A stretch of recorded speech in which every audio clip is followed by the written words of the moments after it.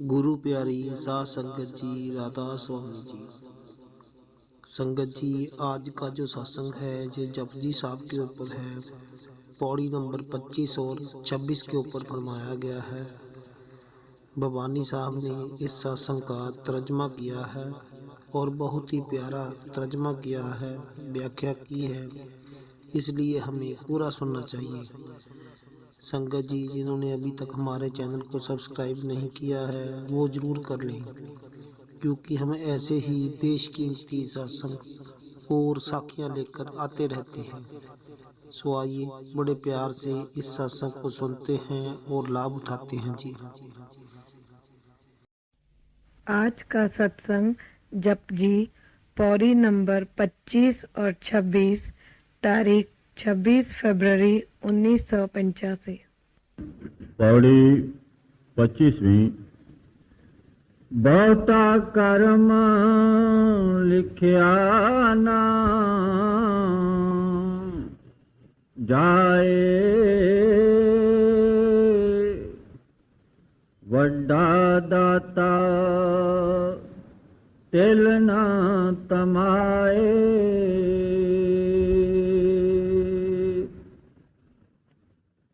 यह जप साहिब की 25वीं पौड़ी है। आज विचार 25वीं और 26वीं पौड़ी लेने का है। इस 25वीं पौड़ी का तत्व ये है कि उस परमात्मा की, वाहगुरु अकाल पुरख की दया, वो मेहर, उसका कोई अंत नहीं, बेहिसाब एंड इन्फिनिट है। उसकी जो बख्शिश है बुरे के ऊपर भी है, उसकी जो दात है बुरे के ऊपर भी है, भले के ऊपर भी है। यानी उसका खजाना, जैसे एक बाप होता है, उसके लड़के जो होते हैं, सब लड़कों को पिता के खजाने में अपना हिस्सा होता है। ऐसे बुरे चाहे भले उस परमात्मा की बख्शिश का हिस्सा, उनके हकदार हैं। वो सबको जानते हैं, सबको जानते हैं अच्छी तरह। यानी हमारी कोई होशियारी, चालाकी, कुछ छुपाना, कुछ बोलना, कुछ बताना, जो हम सब दुनियादार करते हैं, उसके आगे ये सब बातें फिजूल है। सब कुछ जानते और सबको जानते, क्योंकि हम तो उनके अंग हैं। वो खुद होल है, कंप्लीट है, हम उसके जुज़े हैं, हम उसके बिट्स हैं। तो इस वास्ते वो सब जानता है। बच्चा मां से कहां जाएगा? मां सब जानती है। तीसरी बात यह है, वो देता वो ही है जो समझता है कि इसमें इसका भला है।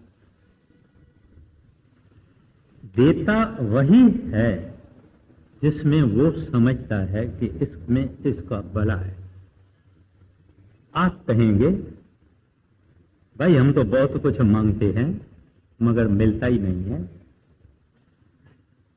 एक महात्मा है, वो कहता है कि जब परमात्मा को प्रार्थना करो तो शुक्र करना कि आपकी प्रार्थनाएं सब उसने पूरी नहीं की। कहते हैं जब प्रभु को अरदास करो तो इस बात का शुक्र पेश रखना कि उन्होंने आपकी सब प्रार्थनाएं और अरदासें पूरी नहीं की। क्योंकि हम अंधे हैं, कुछ कुछ जो आता है वो मांग लेते हैं, मगर हमको पता नहीं है कि ये जो हम मांग रहे हैं इसमें मेरा भला है या बुरा है, लेकिन उसको मालूम है। तो वो देता वही है जिसमें हमारा भला है। लेकिन कहते हैं उसकी आला से आला जो बख्शिश है, जो दात है, जो गिफ्ट है या तोहफा है, वो है शब्द या नाम या सिफत साला है। कहते हैं अपनी दया मेहर करके वो अगर किसी को नाम शब्द की बख्शिश करे और वो कमाई करे तो कहते हैं वो बादशाहों का बादशाह बन जाता है। और वह संत जन है जिनको वो बख्शिश करता है और वो बादशाहों के बादशाह है। दुनिया के बादशाह भी उसके आगे झुकते हैं। जब ये संत जन ऊपर जाते हैं तभी भी हंस जन जितने हैं वो भी इनके आगे झुकते हैं। तो ये है तत्व पौरी 25वीं का। अब कहते हैं बहुता कर्म लिखा न जाए। कहते हैं कर्म यहां पारसी लफ्ज है, गुरु नानक साहब जी महाराज अक्सर इस्तेमाल करते हैं। कहते हैं उनकी दया महर बहुता लिख नहीं जा सकती। यानी आप कहो तोल, जैसे हम बोलते हैं इतने टन, इतने क्विंटल, कहते हैं ऐसा कुछ नहीं। या इतनी लंबी है, इतने फीट है, माइल है, यार्ड है, ये है, कुछ नहीं। कहते हैं है ही वो बेहिसाब और बेअंत अहद। लेकिन कहते हैं वड्डा दाता तिल न तमाए। कहते हैं बहुत बड़ा है, बहुत बड़ा है। हम सब उनके औलाद हैं, हम बच्चे हैं। दिल में एक सोच करना चाहिए कि हमारा पिता जो है वो बहुत बड़ा है, बड़ा भी है और दाता भी बड़ा है, यानी देने वाला भी बड़ा है। कहते हैं ये सब कुछ दे के सारी सृष्टि को वो मांगता कुछ नहीं। इस दुनिया के अंदर जब हम किसी के ऊपर मेहरबानी करते हैं, किसका भला करते हैं, किसके ऊपर ऑब्लिगेशन करते हैं, कुछ देते हैं या कोई उसका काम करते हैं, एक्सपेक्ट करते हैं, आशा रखते हैं, उम्मीद रखते हैं कि ये आदमी हमारे को कुछ देगा, और तो नहीं कम से कम थैंक्स तो बोलेगा। कहते हैं वो परमात्मा ये भी आशा हमसे नहीं रखते, क्योंकि वो हमारे पिता जो रहे देते, सब कुछ देते हैं, लेकिन आशा कुछ नहीं रखते। इस दुनिया में माँ बाप होते हैं, लड़के बड़े होते हैं, माँ बाप ये आशा रखते हैं कि हमने इनको जन्म दिया, इनके लिए तकलीफें ली, कष्ट किया, इनकी सेवा की, इनको हटा कटा बनाया, बड़ा बनाया, इनको हमारी सेवा करनी चाहिए, ऐसी आशा माँ बाप रखते हैं।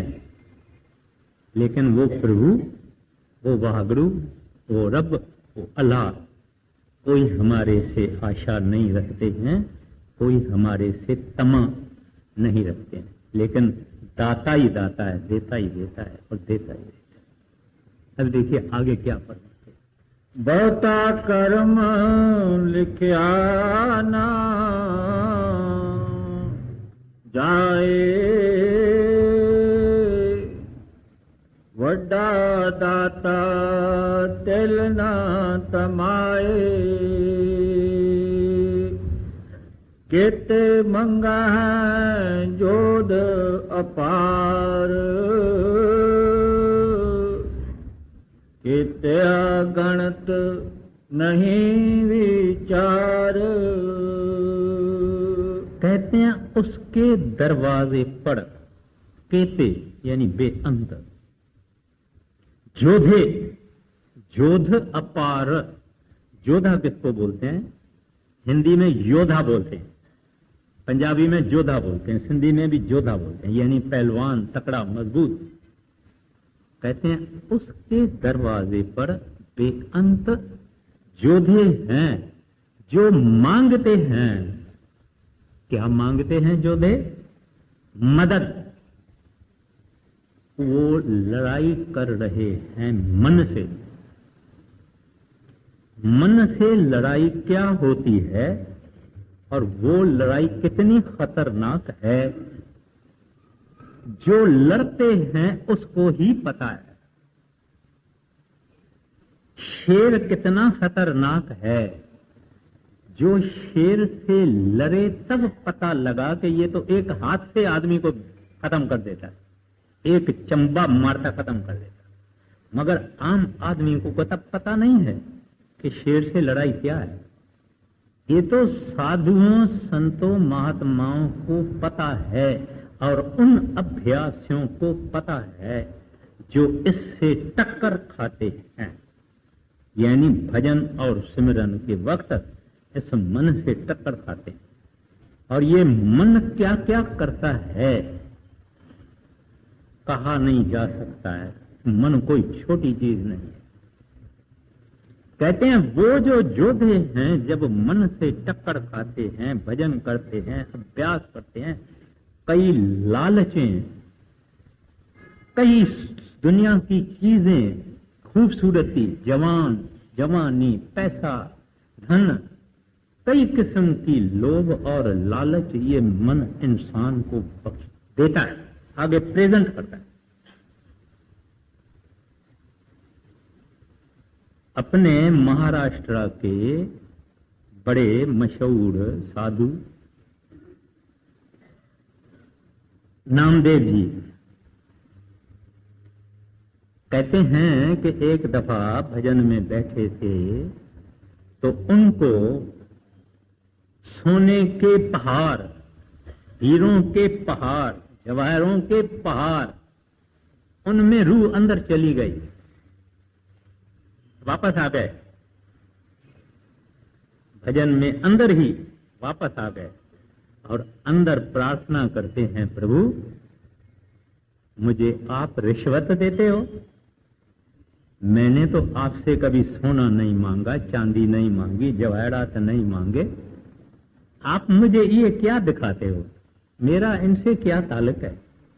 मेरा तो आपसे ताल्लुक है। तो ऐसे कई फकीरों को, कई अभ्यास करने वालों को, कई साधुओं को वो मन आगे कई टेम्पटेशंस रखते हैं जिसमें गिर जाता है इंसान। कहानियां बताने का तो टाइम है नहीं। आप जानते हैं कि फलाना ऋषि गिर गया, फलाना ऋषि गिर गया, फलाना गिर गया, फलाना गिर गया, ये सब हम जानते हैं। तो वो जब उस तकलीफ में आते हैं तब वो अंदर मांगते हैं दया, वो मेहर उस साहिब से। ये जोधे हैं, इनको जोधा कहना चाहिए।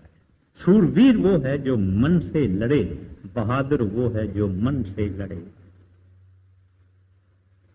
और जब हम भजन में बैठते हैं हम कहते हैं बहुत तकलीफ है, बहुत औखा है, बहुत मुश्किल है। यानी एक किस्म का हम शिकायत करते हैं कि ये सतगुरु जी ये क्या तुमने हमको दिया है। हम कभी ये सोचते हैं कि जो कुछ हमको मिला है हमारे भले के लिए मिला है। अगर भजन करते हैं तो हमारा भला होता है। वो गुरु तो कुछ नहीं चाहते हैं, गुरु हमारा भला जरूर चाहते हैं। जैसे पहले महाराज जी ने कहा तिल न तमाय, कहते हैं उनको तिल जितनी भी तमा नहीं है। ऐसे संतों महात्मा को हमारे से तिल जितनी भी कोई तमा नहीं है। फायदा नुकसान हमारा है भजन करने में। तो इस वास्ते कहते हैं केते बड़े बड़े सूरवीर, लड़ाक पहलवान, कहते हैं वो तुम्हारे पर दया, वो मेहर मांगते हैं जब उनको मन बड़ी बड़ी चोटें देता है, बड़े बड़े धक्का लगाता है, बड़ी बड़ी तकलीफें देता है, बड़ी बड़ी लोभ और लालचें देता है। कहते हैं उस वक्त उसकी दया के लिए पुकारते हैं। जो भजन करने वाले हैं मामूली, वो भी जब देखते हैं कि ये रूह कमर से चढ़ती नहीं, रूह गोडों से ऊपर चढ़ती नहीं, रूह गले पर आके फंस गई है, तभी वो भी पुकारते हैं कि हे दाता ये अब निकालो, अब उठाओ, अब अपलिफ्ट करो, हमारा काम नहीं है। ये तो मामूली रहे, हम सेवक मामूली जो हैं, मगर आगे बहुत कुछ है जो मन करता है। कहते हैं वो वीर जो हैं परमात्मा से पुकारते हैं और उसकी मदद मांगते हैं। आगे कित खप टूटहावे कार, किते लैल मुकर पाह। एक कड़ी रह गई, वो है केतिया गणत नहीं विचार। कहते हैं और कई ऐसे लोग हैं जो के मस्त हैं, यानी उन्होंने समर्पण किया, शरणागति हासिल की, इसको हम शरण कहते हैं। उन्होंने शरण हासिल की, शरण के मंजिल पे पहुंचे हैं। कहते हैं वो हिसाब करते ही नहीं है। गणत यानी कहते हैं वो लेखा नहीं करते हैं, हिसाब नहीं करते हैं। जो होता है कहते हैं वाह वाह वाह वाह वाह वाह वाह वाह, तू करता है वाह वाह, जो करता है वो भला है। न शिकायत देते हैं, न विलाप करते हैं, न कुछ मांगते हैं। कहते हैं ये वो है जो लेखा नहीं करते हैं, गणती नहीं करते हैं, लेकिन मस्त रहते हैं उसके रंग में, उसके नाम। आपके उसके बाद कहते हैं केते खप टुट बेकार, और कहते हैं कई हैं अनंत जो इस दुनिया में ऐशो इशरत, पाप ओ गुनाह, शराब वो कबाब, और औरतें और जुल्म और अत्याचार, कहते हैं उसमें मस्त हैं। जिंदगी पूरी इस चीजों में उन्होंने खत्म कर दी। केते खप टुट बेकार, यानी बेकार, जिंदगी उनकी बेकार गई। केते लय मुकर पाए, केते मूर्ख खाही खाए। कहते हैं अनंत ऐसे हैं जो मालिक देता भी उसको सब कुछ है, लेकिन शुक्र नहीं करते हैं। वो कहते हैं हमने तो अपनी मुर्सी से ये कमाई की है, मैंने अपनी मुर्सी से, यानी मैंने अपनी मर्दानगी से, मैंने अपने पसीने से, खून से मेहनत करके धंधा जमाया है, पैसा कमाया है। रब याद नहीं, हरि याद नहीं, गोविंद याद नहीं, कृत घन इनको कबीर साहब जी महाराज कहते हैं, जिसको हम कहते हैं इनग्रेटिट्यूड, थैंकलेसनेस। कहते हैं इन्होंने कभी शुक्र किया नहीं उस प्रभु का। और कहते हैं कुछ केते मूर्ख खाई खाए, कहते हैं और अनंत ऐसे हैं जो समझते हैं खाना और पीना ही सब कुछ है। ऐश करो और खाओ और पियो, खा के पी के खाना यहां ही रह गया, खुद खत्म हो गए। खाना पीना तो यहीं है, जितनी मिठाई आप मांगो है और हमेशा रहेगी, दुनिया जब तक है रहेगी। खाना पीना जितने ऐशो इशरत है ये रहेगा सब, खा के ये खत्म हो जाता है। इस वास्ते कहते हैं केते मूर्ख खाई खाए, जो समझते हैं कि खाना पीना ही जिंदगी का मकसद है।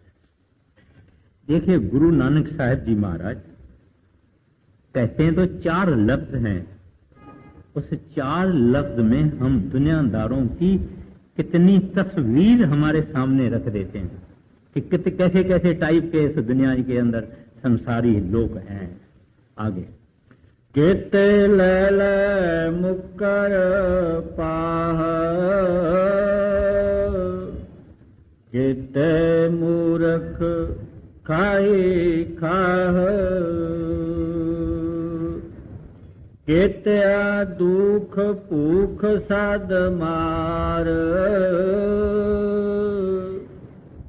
हे भी दात तेरी दातार। कहते हैं ऐसे भी अनंत हैं जिनको दुख है, दुख है, सदा ही तकलीफें हैं, कष्ट हैं, आपदाएं हैं, प्रॉब्लम्स हैं। कहते हैं वो इनके हृदय में उस परमात्मा का, वागुरु का, अकाल पुरख का इतना प्यार है, इतना प्रेम है। क्या कहते हैं? ए भी दात तेरी दातार। आपने कभी कोई आदमी देखा है कि बहुत कष्टों में हंसे और नाचे? ये प्रभु के भक्त हैं जो कहते हैं वाह वाह वाह वाह वाह वाह। एक फकीर था, उसके पांव में बड़ा फोड़ा हो गया, बहुत बड़ा फोड़ा था। किसी आदमी ने उसको कहा कि फकीर साहब, इसका आप इलाज विलाज कराइए, कुछ करवाइए। बोलते हैं मैं तो शुक्र करता हूं। कहते हैं शुक्र क्यों करता है? कहता है ये फोड़ा मेरी आंख में अगर परमात्मा निकालता था तो मेरी क्या हालत होती थी। ऐसे ऐसे लोग पड़े हैं, उस प्रभु के प्यारे ऐसे हैं, दी लवर्स ऑफ गॉड। कहते हैं ऐसे हैं, जब दुख और खुशी, दुखें तकलीफें, हंसते हैं। हिंदी में एक महात्मा कहता है, आशिक जहर त्याग वेह दिसी वह सन घणो। यानी कहते हैं ये जो प्रभु के प्यारे हैं, ये जहर पीने वाले हैं। यानी ये दुख और कष्ट संसार की जो चीजें हैं, ये कहते हैं ये आदत ही है जहर पीने के। जब ये जहर देखते हैं और हंसते हैं और खुश होते हैं। मीरा को जब राणा ने जहर भेजा, मीरा को मालूम था कि ये जहर है, मगर पी गए। तो जो प्रभु को प्यार करने वाले हैं वो कहते हैं ये भी दात तेरी दातार। कहते हैं कोई दोस्त होवे, बिल्कुल जिगरी दोस्त होवे, कहते हैं ये कभी दुख थोड़ा ही भेजेगा। जो प्यारा है वो कभी दुख नहीं भेजेगा। वो जो बाहर से हमको दुख दिखाई देता है, अंदर से जरूर इसके अंदर कोई राज होगा। मौलाना रूम साहब कहते हैं हमारे घर में जो गलीचा होता है, जब बहुत मट्टी हो जाती है उसको बाहर धूप में भी रखते हैं और छड़ी से यानी सोटी से उसको पीटते भी हैं। इस वास्ते पीटते हैं कि इसकी मैल सब निकल जावे, साफ हो जावे, उजल हो जावे, निर्मल हो जावे। ऐसे वो प्रभु अपने प्यारों की सफाई करते हैं, उनको दुख दे के, तकलीफ दे के। लेकिन नियत, उनकी मोटिवेशन, उनका अंदर का विचार यही है कि ये मेरा प्यारा निर्मल हो जावे, साफ हो जावे, मेरे अंदर मिलने के काबिल हो जावे, मेरे अंदर समा जाने के काबिल हो जावे। तो कहते हैं ए भी दात तेरी दाता। आगे क्या कहते हैं? ए भी दात तेरी दातार, बंद खलासी पाण होए, और आख ना सके कोई। कहते हैं जब किसी को बांधता है, बंधन में लाता है, बांडेज में लाता है, काबू करता है, कहते ये भी उनकी मर्जी है। तब किसी को मुक्त करता है, सब बंधनों से आजाद करता है, उसकी रस्सियां, जंजीरें सब तोड़ देता है, कहते हैं ये भी उनके बस है। बंद खलासी बाणे होए। भाना माना जो भावे, पंजाबी लफ्ज है, जो भावे, जो प्यारा लगे, जो पसंद होवे, जिसमें प्रसन्नता होवे, वो है भाना। तो उस साहिब को जब कुछ चीज भाती है, छुड़े उड़े को बंद कर देता है, बंद किए हुए के बंधन काट के उसको छोड़ कर देता है। इस वास्ते ग्रंथ साहिब की वाणी कहती है, जिस आप बुलावे सो भूले, सो बूझे जिसे बुझाएंदा। कहते हैं उसकी मर्जी है। मुझे एक छोटी बात याद आ गई। भंडारा था बड़े महाराज जी का, अभी जो 2 अप्रैल का भंडारा था। एक पुराना मकान था, उसमें सत्संग लगा हुआ था, माना प्राइवेट सत्संग था। भंडारे का दिन था, लोग आकर इकट्ठे हुए थे। तो वहां एक मुसलमान था, काली टोपी, यहाँ मिरज और सांगली की तरफ पहनते हैं वो काली टोपी पहनी हुई थी। एक आदमी खड़ा हो गया, उसने बताया कि मैं महाराज सांगली का पहले गाड़ी चलाने वाला था, माना विक्टोरिया गाड़ी 2 घोड़े वाली। उसके बाद में मेहरबान मेरे ऊपर थे, जो मोटर जब आई तो मोटर भी मुझे सिखाया और मुझे मोटर का भी शोफर बनाया। तो बोलते हैं जब बड़े महाराज जी वहां आए तो जो सेक्रेटरी था उसने सोचा कि अभी रानी के बच्चे, माना राजकुमारियां, शहजादे, ये सब बैठेंगे, महाराज जी इनको नाम देंगे। और कहते मैं कहता था मैं भी नाम लेऊंगा। अभी ये मुसलमान था, ये पहले ही कहता था मैं भी नाम लेऊंगा। तो सेक्रेटरी ने क्या किया कि इसको एक ऐसे काम पर भेज दिया कि जहां से ये 4 घंटा 5 घंटा आवे ही नहीं, उधर काम पर भेज दिया। सब इकट्ठे हो गए, नाम की तैयारी हो गई, लेकिन महाराज जी नाम नहीं देते।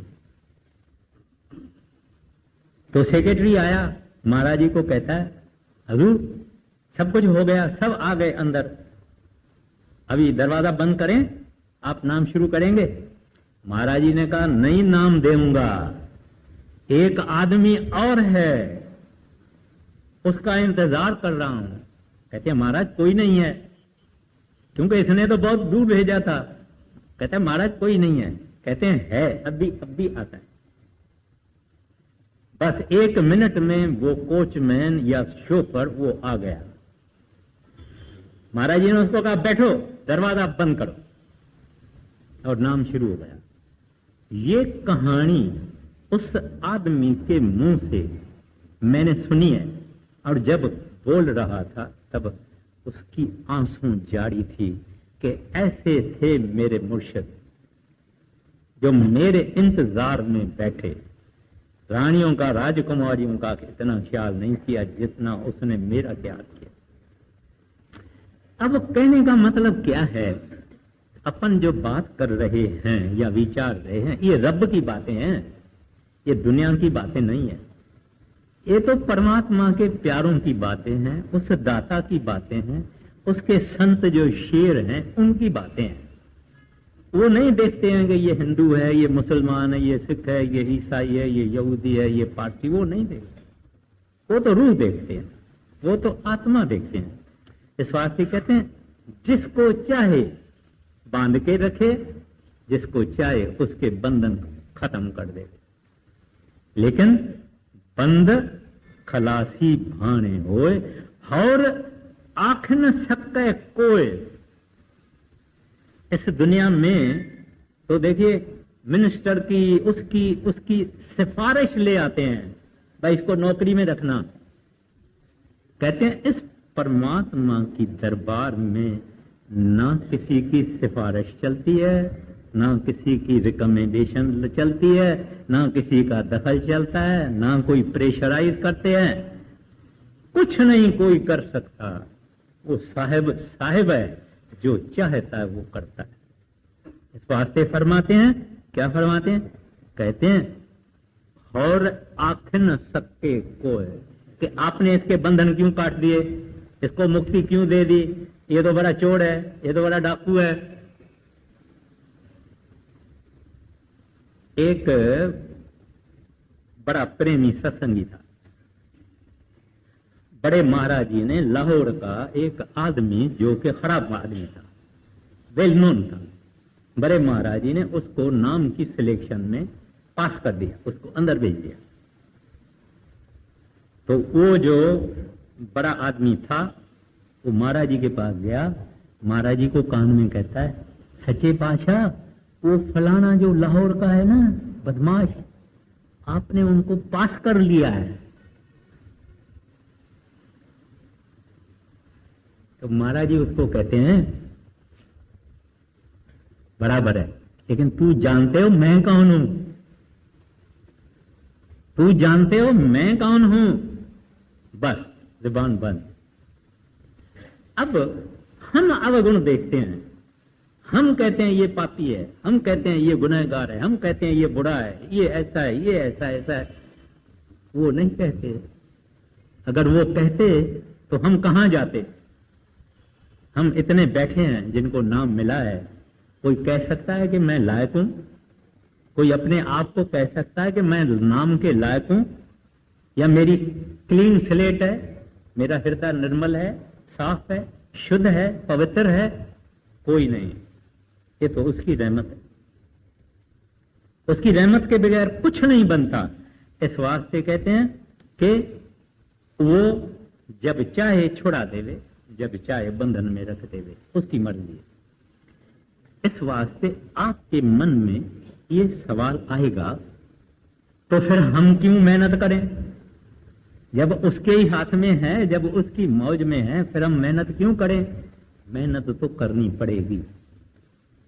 वो कहते हैं मेहनत करते जाओ, करते जाओ, करते जाओ, मौज मेरी से काम होगा। तुम मेहनत अपनी चालू रखो, छुटकारा मेरी मौज से होगा।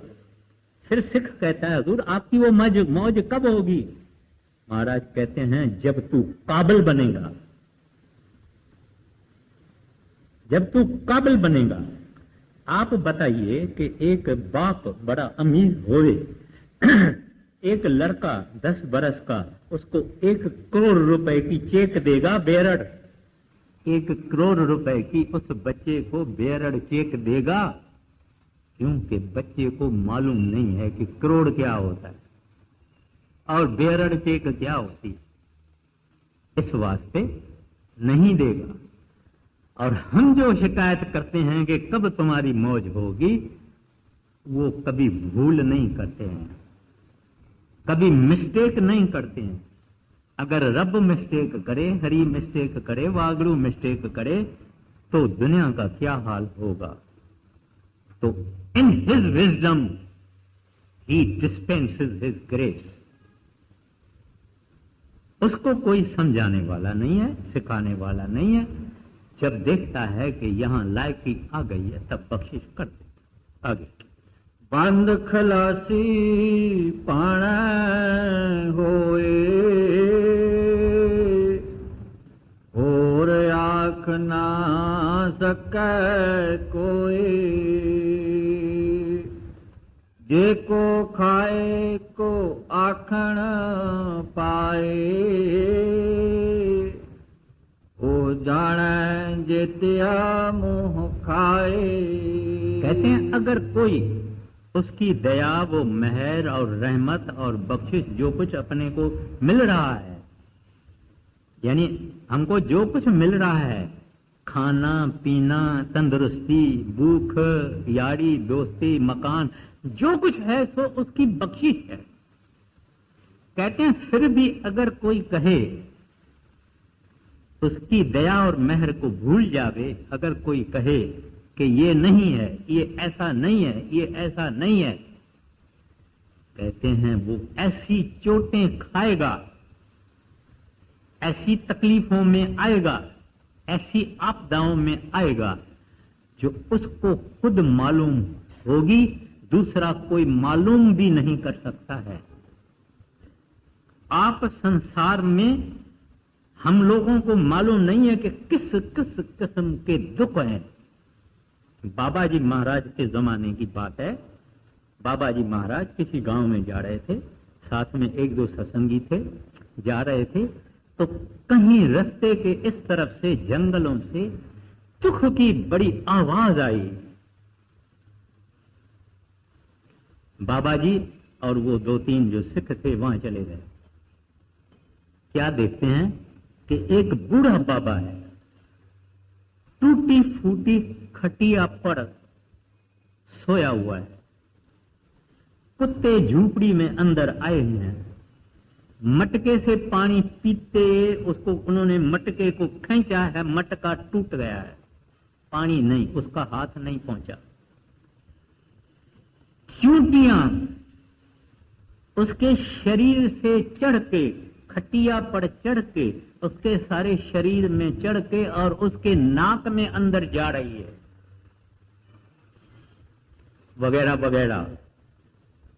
बाबा जी ने कहा, भाई देखते हो कैसे संसार में दुख है, कोई इसको देने वाला कुछ नहीं, पानी पिलाने वाला कुछ नहीं, इसको बचाने वाला कुछ नहीं, ये ऐसे दुख इस संसार के अंदर।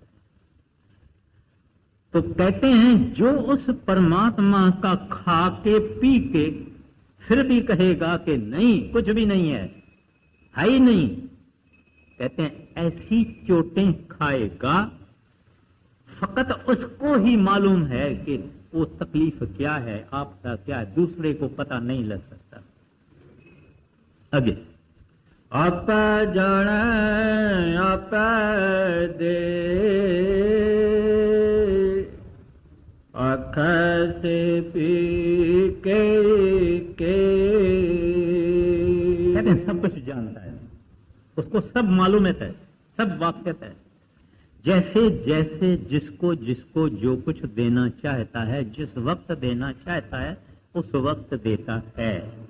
और कहते हैं आखे सब के, कहते हैं दुनिया कितना भी कहेगी, कितना भी आखेगी, कितना भी डिस्क्राइब करेगी, बयान करने की कोशिश करेगी, फिर भी वो परमात्मा बेबयान रहेगा, इनडिस्क्राइबेबल रहेगा, कोई उसकी बड़ाई गा ही नहीं सकता है। अभी आखिर में देखिए क्या फरमाते हैं, जिसनु बख्शा सिफत सलाह, नानक पातशाही पातशाह। कहते हैं जब वो बहुत बेअंत मेहरबान होते हैं तब इंसान को नाम और शब्द की बख्शिश करते, और वो नाम और बख्शिश कमाता है, और कमा के उस नाम और शब्द में रम जाता है और खुद शब्द रूप हो जाता है। कहते हैं ये अवस्था जो पहले जप साहब में आया है, मन्ने की गत कहीं न जाए, वो यही है कि जो इंसान एफर्टलेसली, उसके अंदर शब्द खुला हुआ है। हम जब भी भजन में बैठते हैं तो मेहनत करते हैं, पहले सिमरन करते हैं, फिर सूरत को ऊपर खींचते हैं, फिर ध्यान करते हैं और खींचते हैं, फिर बैठते हैं, फिर जाके कोई फिर जाओ सुनाई देता है।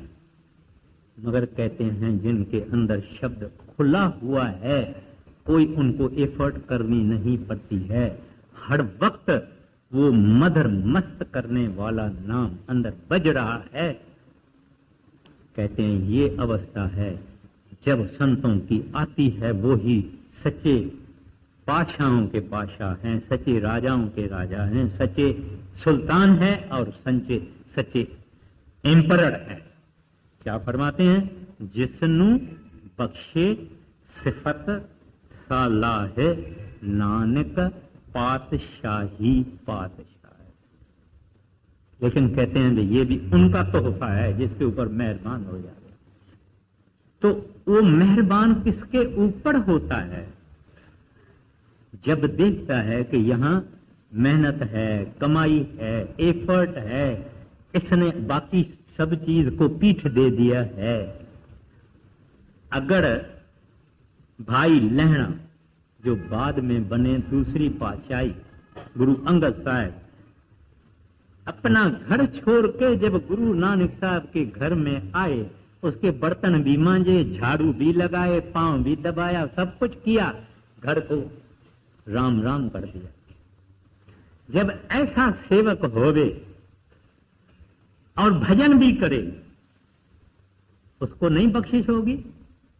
किसको बख्शिश होगी? हम तैयार हैं, हम पहले तैयार हैं, काबिल हैं, नहीं है तो नहीं मिलती है। लेकिन उसका दोष नहीं है, हमारा दोष है, अपनी काबिलियत होनी चाहिए, काबिलियत यानी उसके लिए लायकी हमको हासिल होनी चाहिए। वो लायकी भी मिलती है भजन और सिमरन से, यानी उसके हुक्म मानने से। नाम देने के वक्त उनका ये हुक्म था 2.5 घंटा रोज। आप बूढ़े हो, बीमार हो, कुछ नहीं, 1.25 घंटा सुबह को करो, 1.25 घंटा शाम को करो।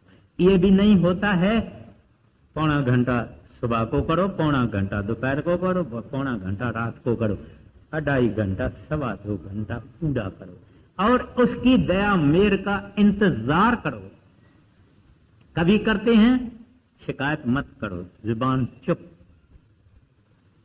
जब देंगे तो ऐसा देंगे कि हम सह भी नहीं सकते। मैंने आपको एक बाबा जी महाराज के वक्त का मैंने आपको बताया था कि कथा सिंह और नत्था सिंह 2 महाराज जी के सेवक थे। तो एक जो था रसोई वसोई करता था, भजन वजन बिल्कुल नहीं किया। गांव की छुट्टी मांगी, महाराज जी ने बोला नहीं जाओ, और दूसरे दिन उसका मरने का टाइम आ गया। बाबा ने उसका शब्द खोल दिया, बाबा जी ने शब्द खोल दिया तो वो सह न पाया। वो जो रागे इलाही है, वो जो डिवाइन म्यूजिक है, वो खुल गया, वो सह न सका। तब साथी को कहा, बाबा जी को बोलो ये तुम्हारी रहमत वापस ले, मेरे से नहीं सह जाती है, वगैरह कहानी पड़ी है। अपने को दूसरी भी पौड़ी लेनी है। तो माँ बाबा जी ने कहा ये जब सिमरन भजन नहीं करते हैं तब ये हालत होती है। इस वास्ते जीते जी सिमरन भजन करके अपने को इधर तक आना चाहिए, तो संतों का काम भी आसान होता है और हम उस शब्द को सह भी सकते हैं। अभी वो खोल देवे, हम सह नहीं सकते। तो कहते हैं वो पाशाहों के पाशा हो जाते हैं। अब हमको सारा मटेरियल, सारी वेल्थ सब उन्होंने बख्शी है, खाली ढकना जो है उसके ऊपर उसको उठाना है। और वो ढकना क्या है? शरीर उसका ढकना है। यहां तक आ गए, ढकना उड़ गया, वो जाहिर हो जाता। 26 अमूल गुण अमूल व्यापार, अमूल व्यापारी अमूल भंडार। अब 26वीं पौड़ी है अमूल्य। अमूल्य प्राइसलेस, जिसकी कोई वैल्यू नहीं। आपको करोड़ रुपया, मिलियन रुपया, बिलियन रुपया, ट्रिलियन रुपया कुछ नहीं। कहते हैं अमूल्य उसके गुण है। गुण माना शब्द, गुण माना नाम। कहते हैं उस साहिब का जो शब्द है, उस साहिब का जो नाम है, कहते हैं वो यूनिक, पियरलेस, प्राइसलेस, उसका कोई दाम। कहते हैं अमूल्य गुण अमूल्य व्यापार। कहते हैं परमात्मा जो व्यापार करता है, वाहगुरु जो व्यापार करता है, जो सौदा करता है, जो सौदा देता है, कहते हैं वो सौदा भी अमूल्य है, उसका भी कोई दाम नहीं है। यानी इंसान पुत्र मांगे, लड़की मांगे, नूह मांगे, जवाई मांगे, धन मांगे, कुछ मांगे, ये क्या है? कहते हैं वो, कहते हैं वह व्यापार विरला व्यापारी। कहते हैं वो तो ऐसा सौदा देते हैं कि करोड़ों जन्मों के बंधनों से निकाल के इसको आजाद करके परमेश्वर के पास ले जाते हैं। जैसे वो अमूल्य है, उसका सौदा अमूल्य है, ऐसे ही उनके खादम यानी संत जन, वो भी ऐसे ही अमूल्य है। अपने को खादम कहलाते हैं, अपने को सेवादार कहलाते हैं। बड़े महाराज जी तो अपने को खाकसार लिखते थे, खाकसार, और अपना नाम लिखते थे। तो कहते हैं ये संत जन जिन्होंने अपने को जीरो कर दिया, ये रब हो गए। जब हम हैं, रब नहीं बन सकते। तो इस वास्ते कहते हैं अमूल्य उनका नाम है और शब्द है। और नेवर फॉरगेट कि वो हमको मिला है, अपने को मिला है, उसका राज मिला है, उसका भेद मिला है। कहते हैं हाँ भाई बात तो बराबर है, मगर वो उसका रस स्वाद ये सब कहाँ है। थोड़ा सा जैसे जिलेबी थोड़ी मुंह पर रखो तो रस आता है ना, ये जब भजन करेगा इसको, ये मुंह को जब लगेगी फिर इसको रस आएगा। मगर ये बैठे ना, जब थोड़ा थोड़ा दर्द भी सहन करे ना, जब, क्योंकि चीज यहां मिलती है, ये नीचे ढूंढता है कहां मिलेगी। कैसे सवाल, कोई मुफ्त में कुछ मिला है दुनिया में? No pain no gain. ये गलती है किसी का सोचना कि ये हमको आराम से मिल जाएगा, आसानी से मिल जाएगा। वो मिल गया है, वो आसानी से मिला है। अब उसको प्राप्त करने के लिए, उसकी टेस्ट लेने के लिए पेन। मां 10 महीना बच्चे को पेट में संभालती है, जब जन्म देती है वो दुख क्या भोगती है। जब इस नाम का जन्म होता है तब इस सिख को जब दुख सहारना आता है तभी ये नाम प्रकट होता है। हम उस दुख के लिए तैयार नहीं है, नाम प्रकट नहीं होगा। और छुपाना बात गलत है, झूठ बोलना गलत है, झूठा आसरा देना गलत है। रहमत उसकी, मेहनत हमारी। जो भी बाद में चल के देखेंगे हम कहेंगे मेहनत भी दाता तेरी, रहमत भी दाता तेरी, हमारा कुछ नहीं। मगर बाद में कहेंगे, अभी नहीं कहेंगे। तो इस वास्ते कहते हैं कि जैसे आप अमूल्य हैं, उसका सौदा भी अमूल्य है, और उसके संत भी जो ये व्यापार करते हैं, यही वो भंडार नाम का लेके आते हैं, यही दुनिया को देते हैं, वो व्यापारी हैं और उस अमूल्य सौदे के व्यापारी हैं, और लेते कुछ नहीं। जो लेना चाहे उसको देते हैं। आगे, अमूल आवा अमूल लह जाओ,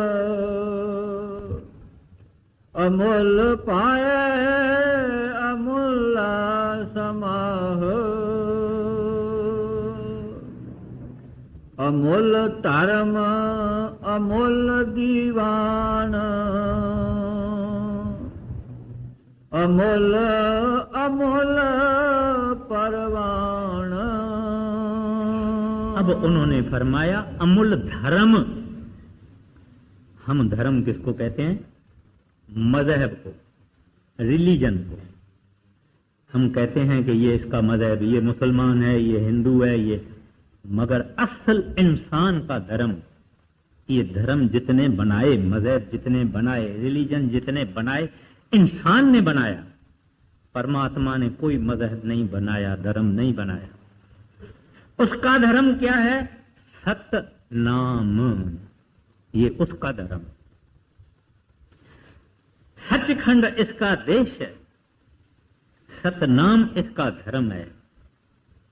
प्रभु को प्राप्त करना इसका धर्म है, इसकी ड्यूटी है। तो कहते हैं वो प्रभु, उसका धर्म भी अमूल्य है, यानी उसका जो मार्ग है वो भी अमूल्य है। अमूल्य दीवान, उनकी कचहरी, उनकी दरबार, कहते हैं वो भी अमूल्य है। कैसा इंसाफ करता है, कितना इंसाफ करता है। हमारा इंसाफ का जो कॉन्सेप्ट है वो अपना है, उसका इंसाफ का कॉन्सेप्ट अपना है। मां जब बच्चे को हाथ भी बांधती है, टांगे भी बांधती है, और कड़वी दवाई उसके मुंह में डालती है, सब हाथ वाथ पकड़ते हैं, टांगे पकड़ते हैं। हमको तो ऐसा ही पिलाया गया था छोटी बरस में, उम्र में, ऐसा बांध के पिलाते हैं। हम कहते हैं मां बड़ी रहम नहीं है इसको, तो बच्चा कहता है इसको रहम नहीं है। हमको तो आइसक्रीम क्यों नहीं माता खिलाती है, रबड़ी क्यों नहीं माता खिलाती है। मगर माता समझती है कि इसके लिए ये कड़वी दवाई ठीक है, इसके फितरे साफ हो जाए, इसके गला साफ हो जाए, इसका जुकाम निकल जाए। तो ये कोई इंसाफ है? कभी दुनिया कहेगी ये इंसाफ है? मगर उसके नजर में इंसाफ है कि ये अपने धर्म पर आ जावे, मैं इसको इधर उधर जाने नहीं दूंगा। तो इस वास्ते वो अपने भक्तों को कष्ट देते हैं, तकलीफें देते हैं, कड़वी दवाइयां पिलाते हैं। कहते हैं ये उसका तरीका भी अमूल्य है। आगे, अमोल धर्म अमोल दीवान, अमोल तुल अमोल परवान। कहते हैं उनकी तकड़ी माना ताराजू, स्केल, कहते हैं ये भी अमूल्य है। इसको हम नहीं समझ सकते हैं, ये कैसा इसका वजन है कि ये क्या कर रहा है। एक आदमी, उसको पैसा भी है, बदमाशियां भी कर रहा है, चोरियां भी कर रहा है, जुल्म भी कर रहा है, धन भी कमा रहा है, नाच गाने भी चल रहे हैं।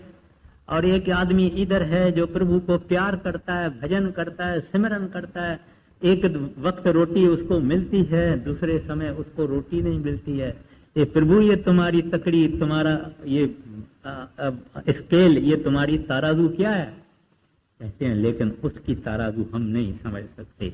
इस वास्ते कहते हैं कि अमूल्य तुल अमूल्य परवान। कहते हैं वो जो इंसाफ भी करता है, उनके वजन करने के जो वट होते हैं, यानी ये किलो, ये आधा किलो, ये पाव किलो, ये 250 ग्राम, कहते हैं वो भी अमूल्य है। यानी इन लफ्जों में गुरु नानक साहब जी महाराज उनकी मिस्टीरियस सिस्टम, गैबी उनका तरीका इस संसार को चलाने का, इंसाफ करने का, उसका गैबी तरीका है, उनका जिक्र करते हैं कि वो कैसे कारोबार चला रहा है। आगे, अमोल बख्शीश अमोल निशान, अमोल कर्म अमोल फरमान। कहते हैं उनकी रहमत जो है वो भी अमूल्य है, और जिसके ऊपर रहमत करते हैं उसको निशान भी देते हैं। कोई आदमी किसी के दरवाजे पे जावे और उसका दरवाजा खोल के और उधर 1 लाख रुपया एक थैली में बांध के और उसके दरवाजे में अंदर भी डाल दे, उसका ताला लगा हुआ दरवाजा भी खोल देवे और उसके अंदर एक खजाना भी बांध के रख गया। 2 काम कर गए, एक दरवाजा खोल दिया, दूसरा खजाना रख दिया। कहते हैं इस तरह से परमात्मा जिसके ऊपर रहमत करता है उसको निशान भी देता है कि मैं तेरे ऊपर राजी हूं, तू और आगे बढ़ो, और भजन करो, और अभ्यास करो, और साधना करो। अपना निशान भी छोड़ जाता है। जैसे हम अपना विजिटिंग कार्ड छोड़ के आते हैं ना, मैं आया था, ऐसे वो अपना विजिटिंग कार्ड यानी वो बख्शिश, उनका शब्द खुल जाता है, मस्ती आ जाती है, मधुरता आ जाती है, शांति उसको आ जाती है। और कभी उनकी मर्जी पड़ती है तो उसको ले जाते हैं ऊपर, घुमा के फिरा के, मजा दे के, स्वाद दे के वापस ले आते हैं। उसको मिल गया। आगे, अमूल अमूल आख्या ना जाए, आख आख रह लेवलाए। कहते हैं वो अमूल प्रभु और अमूल उनके संत उसकी सना करते हैं, उपमा करते हैं, उस्तत करते हैं, बड़ाई करते हैं, फिर भी बता नहीं सकते हैं कि वो कैसा है। आखिर उसमें रम जाते हैं, उसमें समा जाते हैं, उसका रूप हो जाते हैं। तो इस वास्ते कहते हैं आंख आंख रहे लव लाए। कहते हैं उसकी बड़ाई है, यानी शब्द को सुनना, नाम को सुनना। कहते हैं उसमें रम के उसका रूप हो जाते हैं। अभी आखा वेद पाठ पुराण, आखा पढ़ कर बख्याण। अभी आख बर्म आख इंद आख गोपी तय गोविंद आख ईश्वर आख सिद्ध आख के तय की तय बुद्ध आख दानव आख देव आख सुर नर मुनि जन सेव। अभी उन्होंने ये फरमाया कि वेद भी, पुराण भी और जितने भी पुस्तक हैं ये भी उनकी बड़ाई गाते हैं। ब्रह्मा भी उनकी बड़ाई गाते हैं, इंद्र भी उनकी बड़ाई गाते हैं, गोपियां भी उनकी बड़ाई गाते हैं, कृष्ण भी उनकी बड़ाई गाते हैं। फिर कहते हैं ईश्वर भी उनकी बड़ाई गाते हैं। ईश आखे सिद्ध जो सियाणे लोग हैं वो भी उनकी बड़ाई गाते हैं। केते केते बुद्ध यानी इंटेलेक्चुअल्स जितने हैं बेअंत वो भी उसकी बड़ाई गा गा के खुद चल बसे। फिर कहते हैं आखे दाम आखे देव आखे सुर नर मुन जन सेव। श्रेष्ठ से श्रेष्ठ आदमी भी उसकी बड़ाई गा के चले गए। केते आखण आखे पाए केते कह उठ उठ जाए। कहते हैं आज भी उनकी बड़ाई सारी सृष्टि गा रही है, इसके बाद भी सृष्टि उनकी बड़ाई गाती रहेगी, लेकिन उसकी पूरी बड़ाई कोई नहीं गा सकेगा क्योंकि वो बड़ाई से ऊपर है, बियॉन्ड है। आगे केते आख आखण पाह केते कह उठ उठ जाह केते की तय होर करे ता आख ना सक के जेवड़ पावै तेवड़ होए नानक जाने साचा सोए। अब एक बड़ी बारीक बात गुरु नानक साहब जी महाराज कहते हैं कोई आदमी अपनी मौज अपनी यानी चतुराई से, होशियारी से, समझ से, चालाकी से, ज्ञान से उसको नहीं देख सकता है, समझ नहीं सकता है।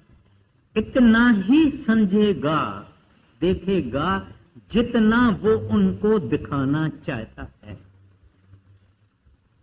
इससे ज्यादा नहीं। जितना दिखाना चाहता है इतना ही दिखाता है। अभी इस्लाम वाले कहते हैं इतने हजार आकाश हैं, इतने हजार पाताल हैं। कुछ कुछ कहते हैं, कुछ धर्म वाले कुछ कहते हैं, कुछ धर्म वाले कुछ कहते हैं। इनकी कुछ बातें एक दूसरे से मिलती है, कुछ बातें एक दूसरे से मिलती नहीं है, क्योंकि वो मिस्ट्री है, वो वैब है। फकत संतों की बातें एक जैसी होती है। जो गुरु नानक साहब ने गाया, जो स्वामी जी ने गाया, जो कबीर साहब ने गाया, जो पलटू साहब ने गाया, जो पातशाहियों ने, गुरु नानक साहब के पातशाहियों ने गाया, वो सब बात एक कहते हैं, बाकी उनकी बातें मुख्तलिफ है। क्योंकि जो पहलू परमात्मा दिखाना चाहता है इतना ही देख सकते हैं, उससे बियॉन्ड नहीं देख सकते। आगे जे को आख बोल बिगाड़ ता लिखिए सिर गवारा गवार। कहते हैं फिर भी अगर कोई कहे कि हाँ हाँ हाँ हाँ मैं जानता हूं, वो ऐसा है, वो ऐसा है, मैं बता सकता हूं, मैं डिस्क्राइब कर सकता हूं, तो कहते हैं कि इस आदमी को जो महामूर्खों की लिस्ट है, यानी महामूर्ख जितने होते हैं, उसमें इस आदमी को भी दाखिल कर ले। क्यों? देखिए, ये को आंख है बोल विगार, कहते हैं वायात, बकवास करता है।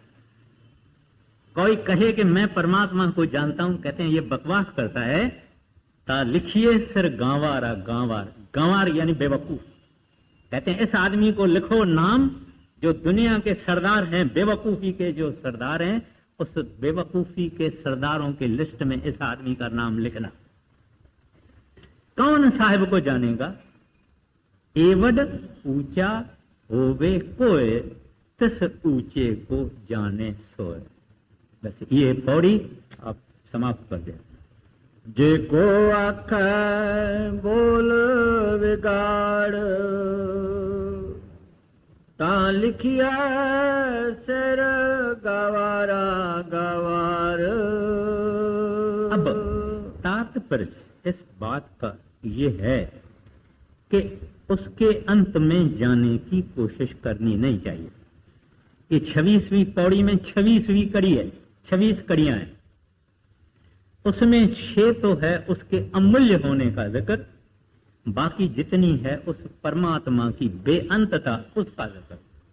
तो हमको ये शिक्षा है, तू बाकी चक्कर में मत पड़, तू भजन करके उसका शब्द सुन के उस शब्द में लवलीन हो जा, उस परमात्मा का रूप हो जा, तो तुमको सारे गैब का पता लग जाएगा। ये नहीं समझना कि कुछ खास लोगों को ये हो सकता है हासिल और हम लोगों को नहीं हासिल हो सकता है, ये विचार गलत है। हासिल सबको हो सकता है अगर उसकी हम मजदूरी करेंगे। तो जब मजदूरी करेंगे तो जैसे मजदूरी को वेजेस मिलती है, ऐसे वो साहिब जो उसकी मेहनत करता है उसको वेजेस देता है। और उनकी वेजेस औलाद नहीं है, बच्चे नहीं है, खूबसूरती नहीं है, उसकी वेजेस ये है कि नाम की बख्शिश, शब्द की बख्शिश, वो उनके अंदर प्रकाश हो जाता है और वो बन जाता है एक दिन पातशाहों का पातशाह। राधा स्वामी। संगत जी, अब हम आपसे इजाज़त चाहते हैं। जिन्होंने अभी तक हमारे चैनल को सब्सक्राइब नहीं किया वो ज़रूर कर लें, क्योंकि हम ऐसे ही बेशकीमती सत्संग लेकर आते रहते हैं। सो संगत जी, फिर मिलेंगे एक नए सत्संग या एक नई साखी के साथ। राधा स्वामी जी।